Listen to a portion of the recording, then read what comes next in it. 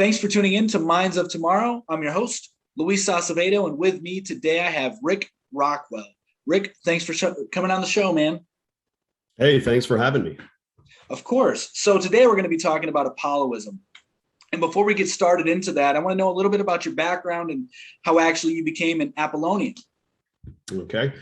Well, my background is not super interesting. I've been in business. I've been an entrepreneur for, I guess, about 20 years. Energy drinks, sports nutrition, nutraceuticals, those sorts of products, real estate, property development.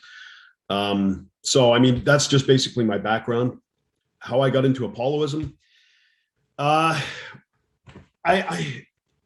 never really been, what's the correct way to term this?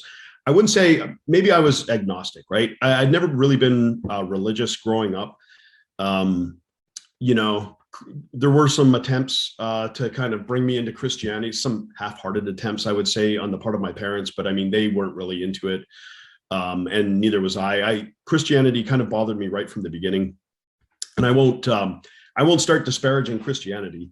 But I mean, there was just certain things that really just, they really just didn't resonate with me. The only thing I really enjoyed about it was, reading certain aspects of the Old Testament, and that was purely on entertainment, right? Somebody's parting the Red Sea. It's a good story, right? So, I mean, but that never really took hold. And then, fast forward, I guess probably about, I'd say 6 or 7 years ago, I began to realize that, before that point, I had taken almost an atheistic approach to religion, in that it was,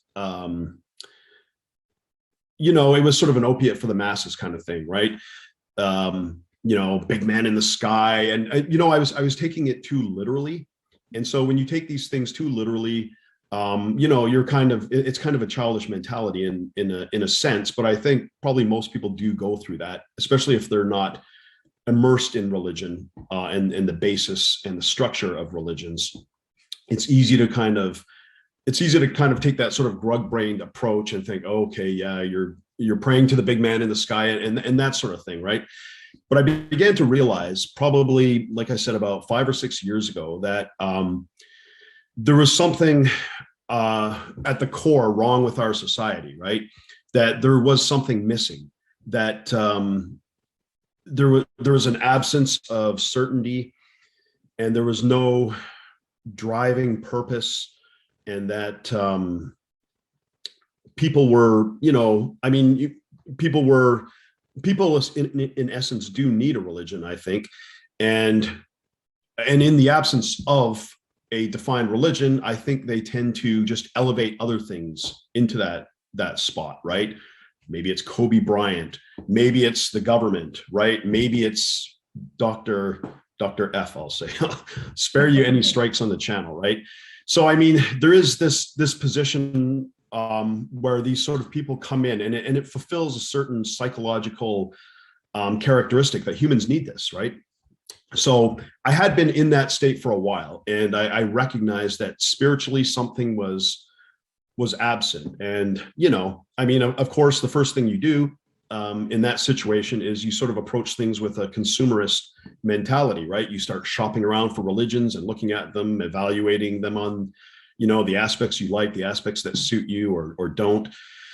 And, all of that stuff came up wanting. And, looking at paganism and Norse religions, I did look at them, and I thought to myself, it just, again, with all due respect to people that are into that, I just found it a little kind of LARPy. There was no real structure behind it. No real power was going to come from it. It was a little bit too individualist, and it just seemed like a recreation, like in the same way that people will go out, Civil War buffs will go out and they'll recreate it and all that, and you can have fun maybe doing stuff like that on a weekend, but really that shouldn't be a defining focal point of your life in the way that religion should. And so fast forward, I guess, to about I guess it was about 3 years ago, I happened to be listening to a podcast in which Mark Brahman was discussing or debating a guy named Stephen McNallen on some of the Norse myths. And he said some of the things he said were a little surprising to me at first. He said things like there is no evidence that the Norse religions preceded Christianity, even though people tend to assume that they're, very ancient, right? Everything about them was written down by a Christian, Snorri Snorrason, in Iceland, and a few other interesting things, just through Roman Interpretado, which and in which they equate guys like Odin to Mercury, right? Mercury in the Roman pantheon is very clearly sort of a Semitic influenced figure, right? And things like establishing Tyr as a former chief god that had been demoted, and that was symbolic through the loss of his hand. And so I was kind of, on first listening, I was like, what the hell is this guy talking about, right? I mean, he sounds a little off, but I went through and I sort of systematically kind of researched everything that he was saying, and one after another, I found he was correct on all these things. And so I reached out to him and just said, hey, I'm really impressed with some of this stuff that you've uncovered. And it was right around that time that he was forming a group on Twitter just to discuss the other side of that, which is Apolloism, right? And which is essentially based on the Roman pantheon and the Greco-Roman pantheon. And and through that process, I mean, first of all, I mean, if you get a chance to have Mark on, I would recommend it.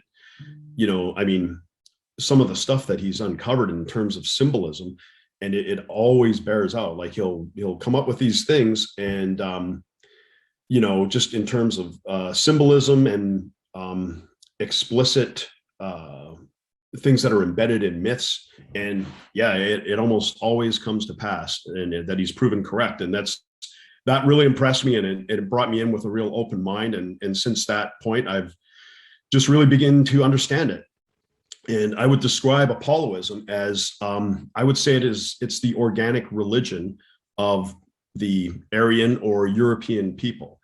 It evolved from the Indo-European people with their reverence for a sky father and some other things that would represent war and things like that.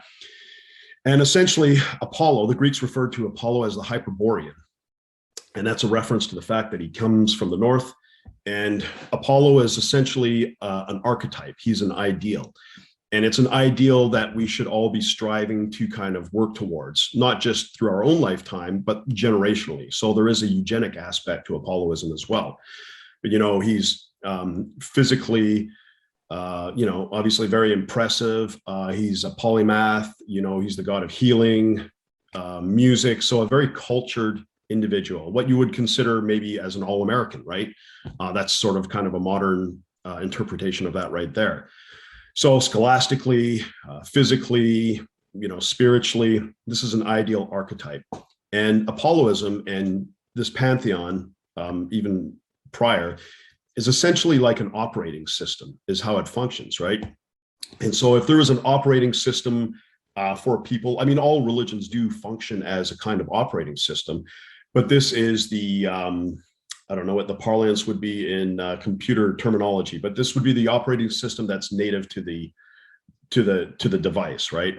Right. And so that's where it comes in, and basically it's very different from Christianity and from all the Abrahamic faiths in that it's not universal. Where Christianity would be egalitarian and universal, Apolloism is not. It's exclusive, and it's driven by aesthetics, truth, performance, things like that, right? So that's sort of just a quick basic overview of those sorts of things. I can stop now if you have any more questions. Yeah, so I actually resonate with how you discovered Apolloism. But I went into Christianity. That is where I ended up going to. I'm no longer a Christian, but my spiritual journey brought me to Christianity, because I had this awakening, if you will, like in 2016 when Donald Trump was running for president here in the US, and a bunch of things became uncovered in the political sphere.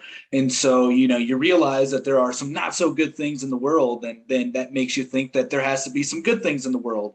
And like you said, you begin to realize that religions are necessary. They are like the bedrock of every civilization, at least from my understanding of history. There has not been a civilization that has at least become noticeable without some form of spirituality and a religious order in a way. So I definitely resonate with that. Now, you did mention something very briefly. It's not exactly on topic here, but I'm just curious now. So if I'm not mistaken, and correct me if I misheard you, but when you were mentioning Mercury and how how Odin is sometimes referred to as being Mercury, you said that was something Semitic. So could you go into that a little bit? Yeah. Okay. So, I mean, this is this is a big topic, right? And the whatever your feeling is towards Jews and the Jewish people. Are you Jewish yourself? I'm not. Okay. Whatever your feeling is, I mean, you have to recognize a lot of talent that's there, and just a lot of what has taken place. And in the same way that we see, pop culture is very Jewish influence, very Semitically influenced, right? Right. And has been from right from the beginning of, I guess, Hollywood, right? Like shortly after the advent of the film by Edison or Lumiere, I guess, if you want. Really, I'm sorry, but Adam Sandler's, he made a whole song joking about how Jews basically all control Hollywood. Yeah, and I mean, you can see that as a negative thing. You can see that as a positive thing if you're Jewish. But with that much influence, the primary concern and the primary motivations and the primary objects of moralization, if Jewish people are controlling it, are going to be other Jewish people. Mm-hmm. And so that necessitates a sort of demoralization that goes on with, Aryans, Europeans, and sometimes other groups, but it would primarily be Aryans in that respect. And if now, I think just about anybody, whether it's commercials, films, pop culture, like I said, pretty well everybody, I think, would acknowledge, like you said, Adam Sandler did a song on it. So I think everybody would acknowledge that influence, right? But that skill and that ability to influence and that, talent for storytelling didn't just pop out of thin air in, 1920. That's always been there, right? And there's some very sophisticated symbolism, some very esoteric symbolism going on in things like the Bible, and you see it also in the Greek myths, right? And I'm not the best person to talk about this. This would definitely be Mark Brahman or Jack Imperial. They're both much more familiar with this than I am, but I can kind of give you a layman's discussion on it. And we see in certain myths, we see certain identifiers that would identify a character as Semitic, right? And so a lot of these myths, and my own personal theory, and this is, call it a pseudo theory or call it just sort of speculation, but I think there's a lot of interaction early on when we see the Aryans coming from the north down into the south, down into modern day Greece, Anatolia, and then into the Levant. And this is where the Semitic people were as well. And so there was a lot of interchange between these people, and a lot of trade, of course, going on throughout the Bronze Age when a lot of these myths were developed. And I think through the Semitic influence, you see a lot of that sort of implanted into stories, and a lot of it is designed as a way to moralize, this proto-Jewish people, and in a sense demoralize Aryans. In that, a lot of it is sort of speaks to Jewish people, getting women, right? Or bride gathering, as some people like Mark would refer to it. And yeah, just basically moralizing them as, the victor, the one that wins the girl, that sort of thing. So this is historical. I mean, it didn't, like I said, it didn't just come about with Hollywood. This has always been there. It's apparent in things like comics as well, right? And yeah, and I mean, before we had Hollywood and Hollywood blockbusters, we had, myths, stories, and yeah, they're vulnerable to that sort of, you could call it subversion or manipulation or just, development, right? Right. Right. Yeah, they are phenomenal storytellers. I mean, they're the reasons why we have the Abrahamic religions in their totality, all three of them. So that's no doubt there. And another thing that I think is important to cover as we're discussing this topic here is the Aryan people. I feel that there's been a spell casted on at least the Western world as to who the Aryans are. They're usually associated with what the Nazis wanted to aspire to. And I feel like there's a lot of propaganda with that and just misinformation. So if you could just maybe dispel some of those things, like who were the Aryan people and why is it important that we recognize their past? Well, I refer to the Aryan people as the Indo-Europeans. They originated in the steppes of modern day Russia, I guess just around Ukraine and sort of southern Russia.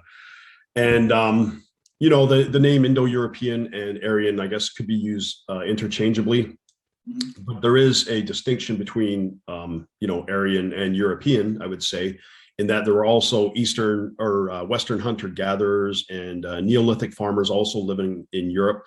But I think with Aryans, I think of cultures like the Yamnaya culture and the corded ware culture. And this is essentially these early Aryan or Indo-European tribes were essentially the driving force in developing much of Europe.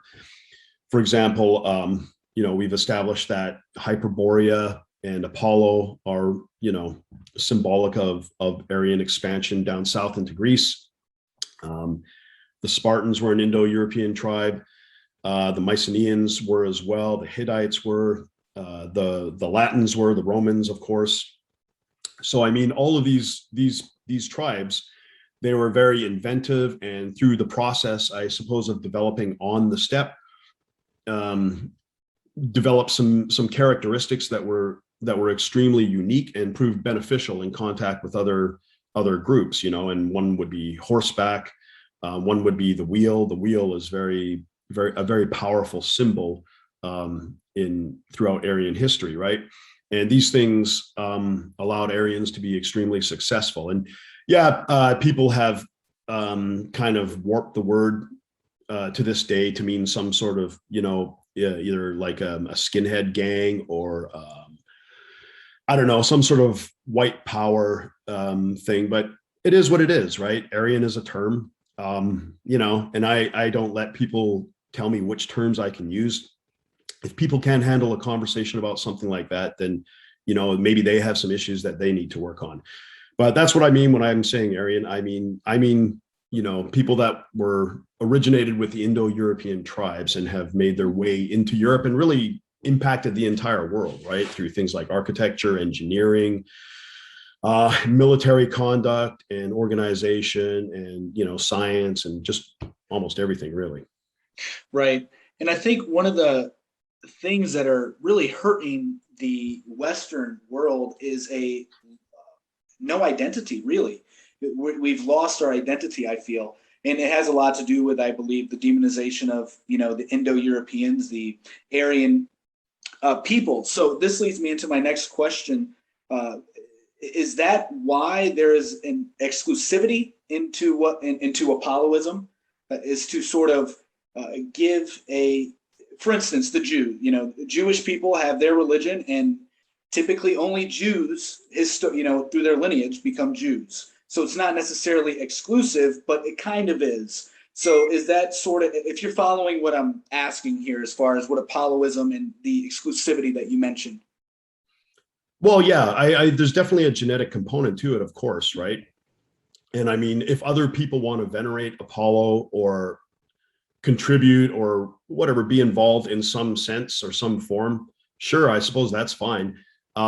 They're doing a disservice to themselves, though, in a way.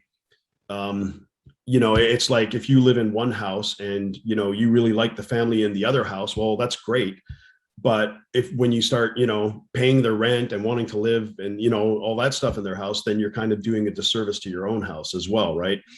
And I would encourage people. And I mean, like I said, this is an operating system, right?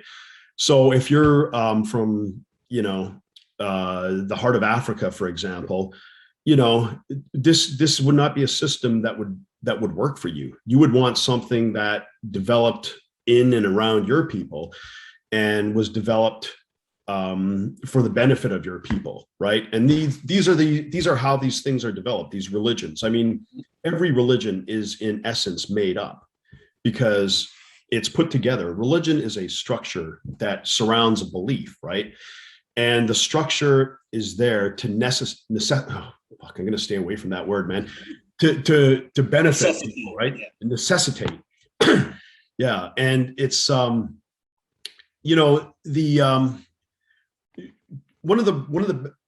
easier way to get through life is if you have to scrutinize and split hairs over every single decision you need to make, then that's really going to disempower you in a way, right? You're going to be bogged down making hundreds of, decisions every day. And I mean, in essence, a lot of this is done for you with a religion, right? It gives you some basic principles and some guidelines that will not only allow you to function to your best, but will allow the group collectively to function well and therefore benefit you and future generations, right? And like you say, I mean, it is a good point. If we want to say white people or Europeans or Aryans or whatever, all of us really have, we've been removed from our identity. Part of it through our own actions, part of it through just success, and part of it subversively, right? So, I mean, this is before anything can really change in terms of our society and the future, right? You talk a lot about, future developments. These are things that we have to straighten out, aren't they? I mean, we have to proceed forward with, as Aryans and Apollonians, we have to proceed forward with a mindset that isn't apologetic. We can't apologize for wanting eugenics. I mean, that's stupid, right? I mean, nobody will go out and look for a mate that is, under 4 feet and overweight and has bad teeth, right? So, I mean, it's just when we play these games and, pretend stuff like that is beyond the pale, right? No, that's eugenic. Let's stay away from that. I saw Tucker Carlson doing a piece on that not too long ago, and I thought,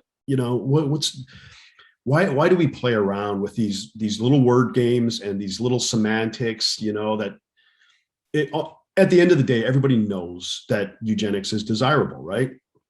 Nobody's going to wish to have a child with Down syndrome, right? I mean, these are fairly obvious things, but there are ways to go about it, and just not on a personal level, but on a societal level as well, that are both, moralizing, humane, and achieve optimum results, right? And yeah, Apolloism is a big part of that.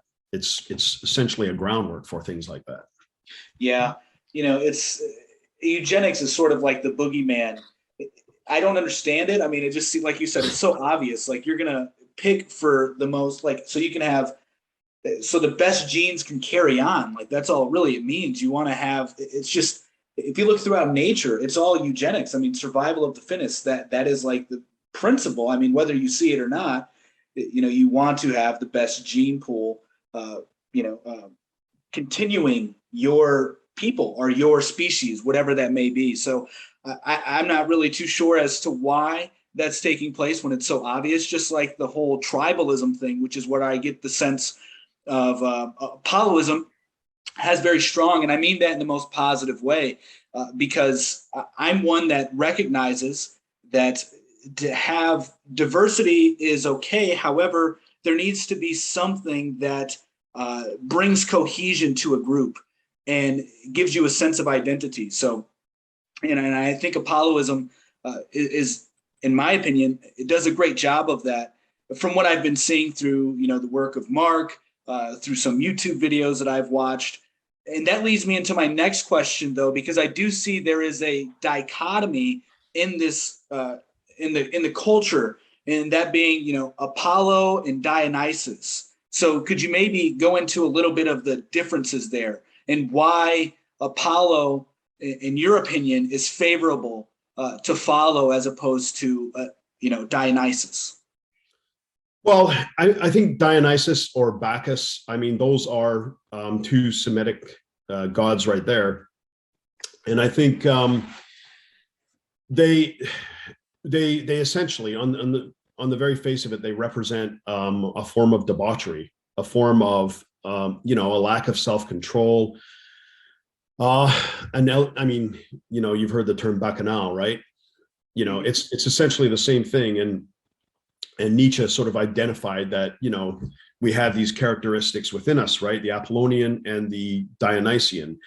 And, I think for obvious reasons, the Dionysian, it gives people license to engage in debauchery and, degenerate activities, of course. And, it encourages basically, if I can go on a deeper level in separating these two, I would say we're all looking for a form of transcendence in some form, right? And the Dionysian encourages a lower form of transcendence, right? You can transcend by getting drunk or getting high or just, getting lost in immediate physical pleasure or gluttony, things like that. Or you can transcend in a higher way through education, through physical fitness, through understanding, things like that, right? And I think that's where those two separate. The Dionysian sort of encourages a degenerate form of mankind. Gotcha. And so if this is inference here, then, so Apolloism is sort of the antidote to today's chaos, in your opinion, to, you would say, the Indo-Europeans. Yeah, absolutely. Gotcha.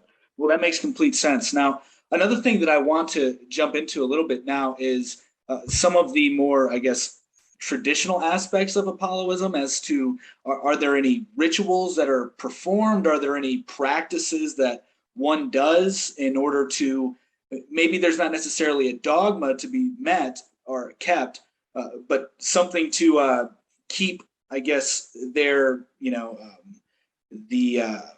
that archetype of Apollo at the pinnacle, like to try to ascend to that level, if that makes sense. Well, yeah, I'd say these things, they're starting to form as we speak. One of the things we do symbolically is if we go to a place that's like a former temple, or, it really could be any place that has some kind of relevance or significance in terms of the land itself, and maybe prick your finger and draw some blood into the sand. That's sort of a blood, something like that, right? Yeah, I did that at the ruins in Doklia, which is just in Montenegro, just outside the capital city there. Okay. And it's just a short blood and soil ritual. And it's just a way of embracing Apolloism and understanding that, you're Apollonian by your blood and by your attachment to the land, right? And those are very powerful symbols, and more and more people have been doing those now as well. There's other rituals. I mean, sacrifice, of course, is an outdated thing, but sacrifice now, it means different things, right? You can sacrifice time, you can sacrifice money, you can sacrifice some of your social standing or any of these kind of things, and towards the betterment of Apolloism and your people. And so we're working on these. We're starting now to talk with, there's actually a revival of the traditional religions going on both in Greece and Rome right now. So we're starting to open discussion with them on, just a harmonization and how they set themselves up structurally as an official religion with official status. So, I mean, many of these things are redeveloping and ongoing, but there are a lot of rituals involved. There's things like the Roman virtues. We're actually going to do a video on the 12 Roman virtues and what they mean and how to sort of implement them into your daily life. Don't ask me to list them off, all of them right now, though, because I haven't. That was going to be my next question. Oh, see, I knew it. So good catch. Well, yeah, it's things like virtue and strength and fidelity and pietas and stuff like that, right? These are all there's inward virtues and there's outward virtues, like so personal virtues and then sort of social virtues as well. And that's we've actually had a lot of requests to do a video on those. So yeah, we'll probably do one of those on the REM Theory channel if you've seen that on YouTube. Yeah. Awesome. Yep, I've checked out that channel. I've watched a lot of Mark's videos. Very intelligent man, and he has a lot of convincing arguments, as you mentioned earlier. Now, one thing that I marvel at looking back at the empire essentially that was built through the Indo-Europeans is the architecture and the culture. And another thing that sort of gets, I guess, misidentified with is the building of civilization. It is usually attributed now to Christianity, but that isn't really the case.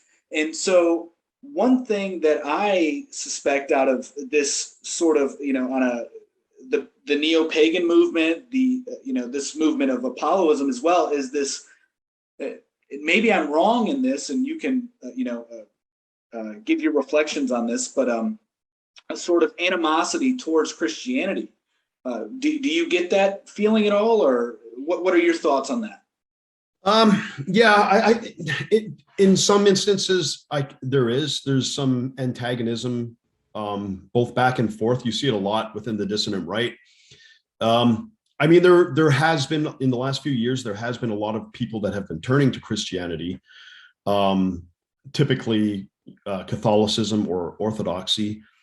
And I think that's a natural result. I mean, people are intuitively seeing the decline and the situation around them, and they want to reach out for something that provides some sort of guidance and some sort of structure. And that's just a very obvious avatar for that is Christianity. And I mean, I don't dislike Christians. I don't hate Christians. They can be annoying sometimes. But I agree. I used to be one of those annoying people that would knock on somebody's door to say, you need to be saved. Come to church on Sunday. Well, you know what?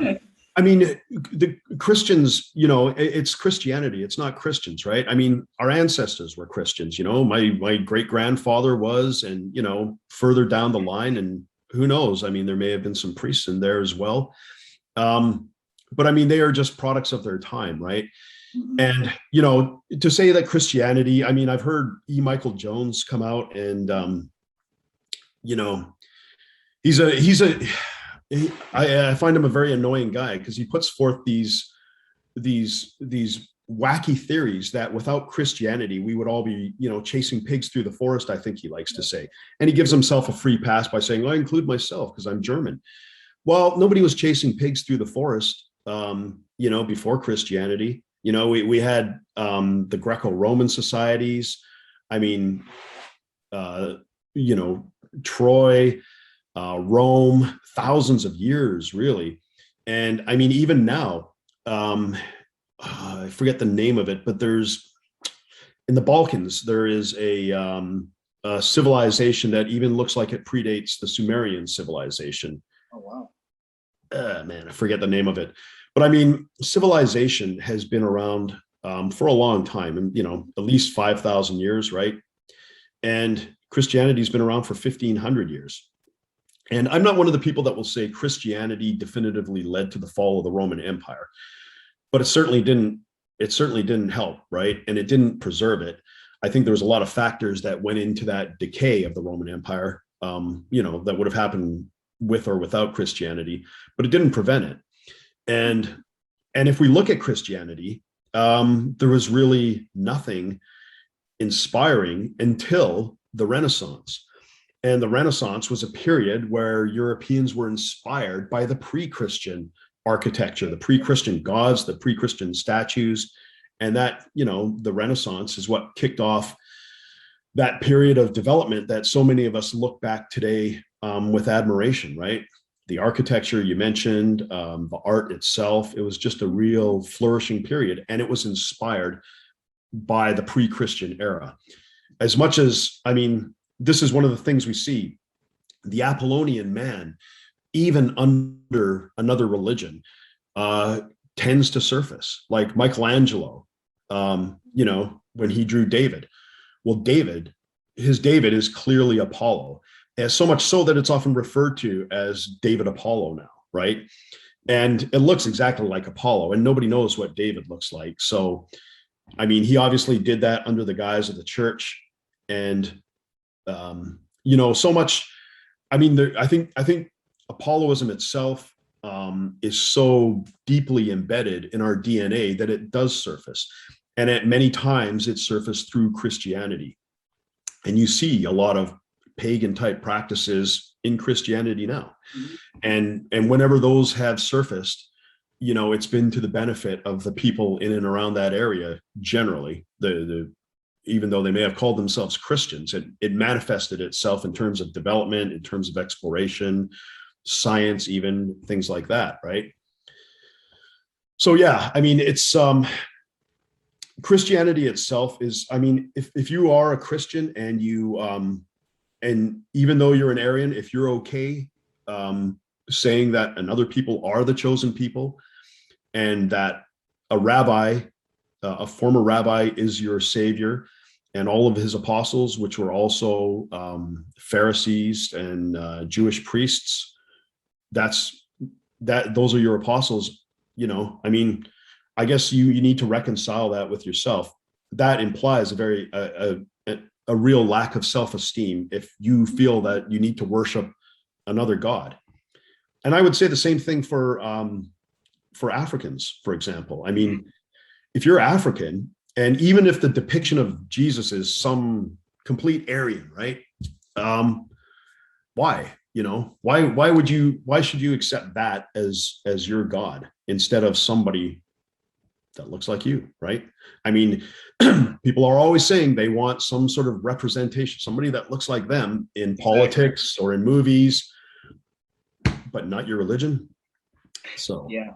The Jesuits and also the Orthodox Christians, they try to accommodate to the cultures and where they're giving their sermons and their services. So like the Jesuits would assimilate, or I guess not assimilate, but integrate some of the culture and their religion for wherever country they were going, whether it be an African nation or somewhere outside of where they were from that just had a different belief system. They would try to integrate it. And same with the Orthodox. So if you go to an Orthodox church in somewhere in, let's say the Middle East, Jesus is going to look like them, as opposed to if you went to an Orthodox church where I'm from, he's going to look probably white. So I find that very fascinating that there's this catering to other cultures to try and bring them under the guise of Christianity.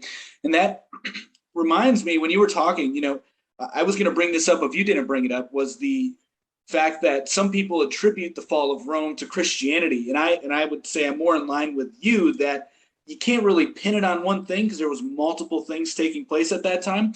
But what I will say is that from what I understand, at least there's a theory that's been presented that I find very convincing. It was by Professor Jason Reza Giorgiani.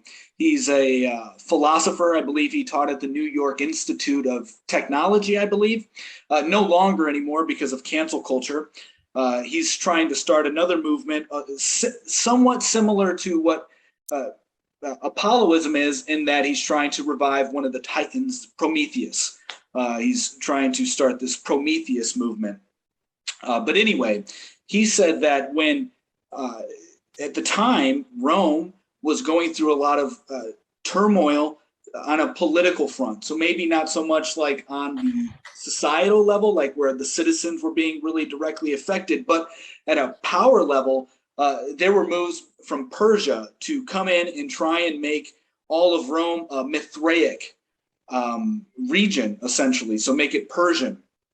And so I believe it was Constantine, who was the ruler at the time, who became Christian.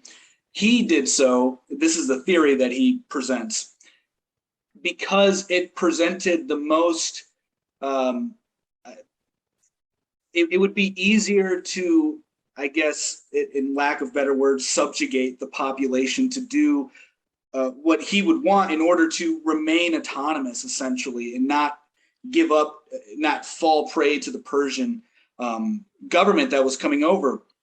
And that's something actually that Nietzsche touched on too when I referred to the subjugation, the slave morality that Nietzsche talked about in Christianity.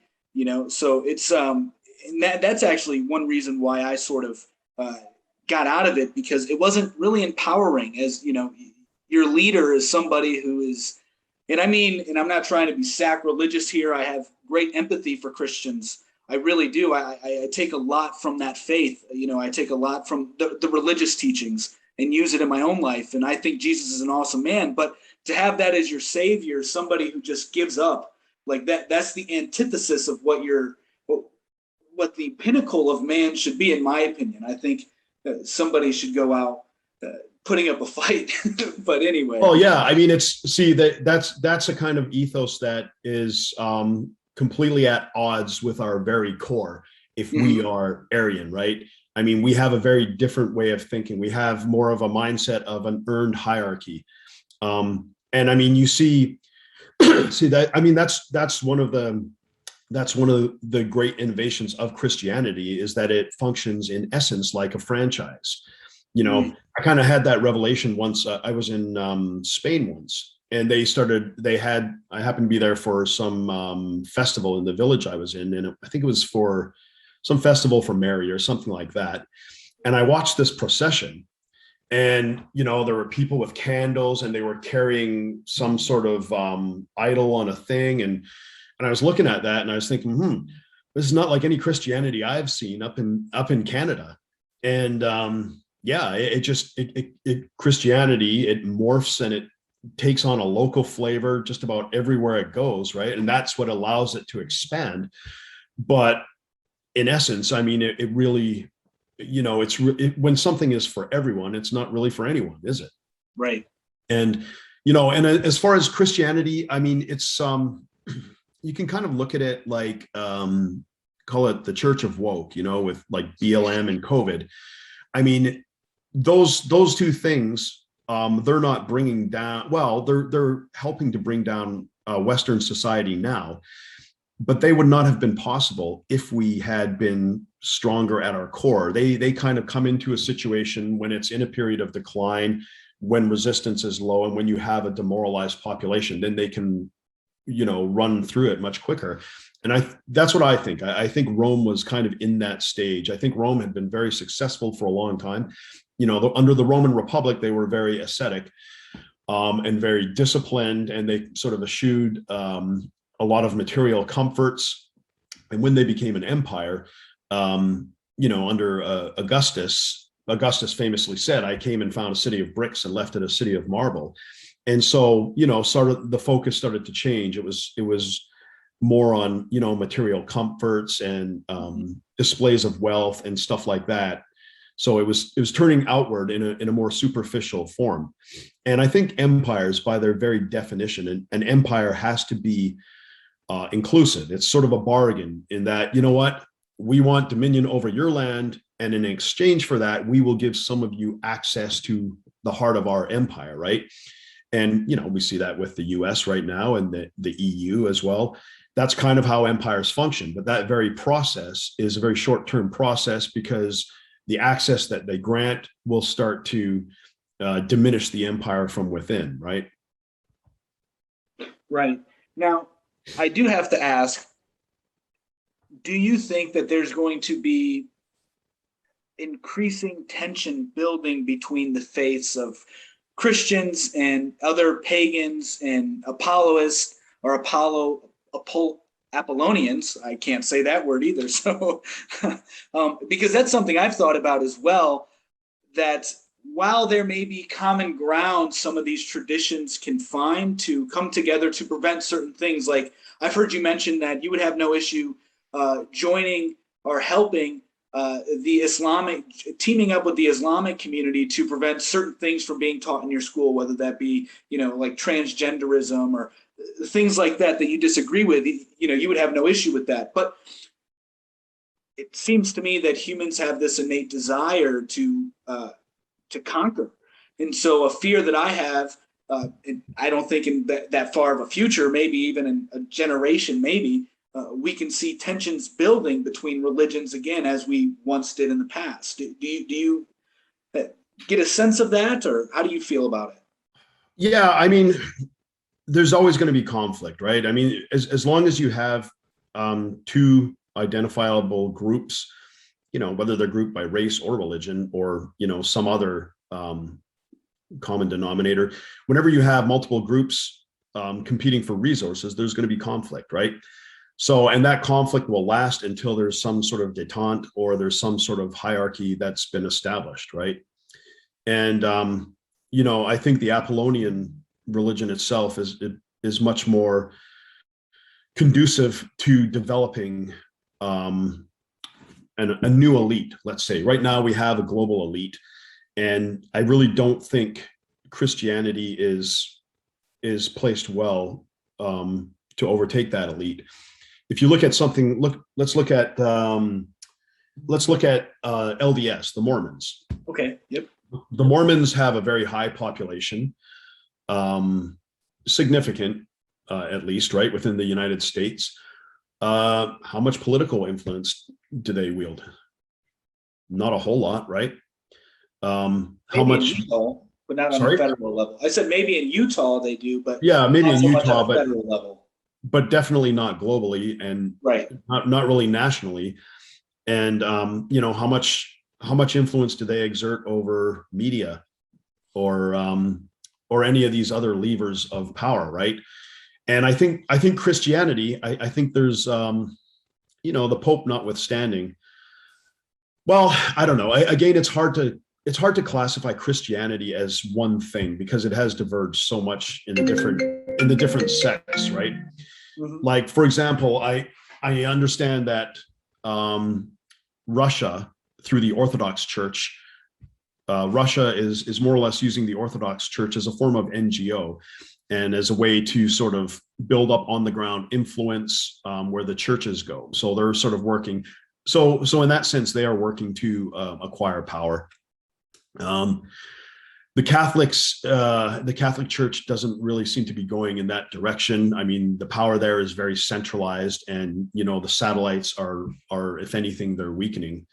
And the other churches really don't have any centralized power at all. I could be wrong. I don't know. I don't know the Jesuit faith that much.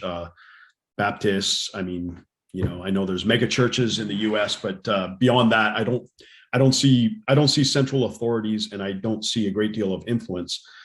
Even the evangelicals, I think their influence has dropped considerably over the last 20 years. They may have peaked under George Bush, and I mean, they're almost becoming a non-factor despite being, 30, 40, 50 million people or more. Right. Yeah, no, I think you're exactly right. I do think that the power that they wielded has been gradually, diminishing. Now, to finish things up here, if you can give a concise answer to this. So what is the goal of Apolloism? What is the goal? The goal of Apolloism is to provide a path for our people, for the Aryan people. It's to moralize us, to help us assume our rightful place in the world, to re-educate children, to re-educate the planet, essentially, to develop a new elite, and to shake off, I think, a lot of the negative baggage that we've acquired over the last 2,000 years. and just to build better humans, essentially. Awesome. So, Rick, I really do appreciate you coming on the show. It's been a pleasure talking with you. You're very knowledgeable on the subject, so thank you for spending the time to explain some of this to me. And where can people find you if they're interested in staying up to date with, what you got to say and, what you're doing? Well, you can always catch me on Twitter at Rick Rockwell, where I'm happy to throw out the odd sarcastic tweet or quote now and then. Awesome. And then if somebody was interested in getting more information on Apolloism and maybe wanted to, join in, would you say it's appropriate to say faith? Yeah, I would say, what, a good starting place is if you go on YouTube, we did a series of videos called REM theory. What REM stands for is racial or Roman esoteric moralization. And we've done a series of videos on those. They've been on hiatus for a few months, but we'll probably be picking them up soon, probably starting in December. So that's a good place to start getting grounded, to answer some of your questions, why Apolloism over something like Christianity, and what is Apolloism, and we have some discussions that go on after it. So yeah, that's REM theory on YouTube. Good place to check it out. Well, Rick, it's been a pleasure speaking with you, man. Likewise. Thanks.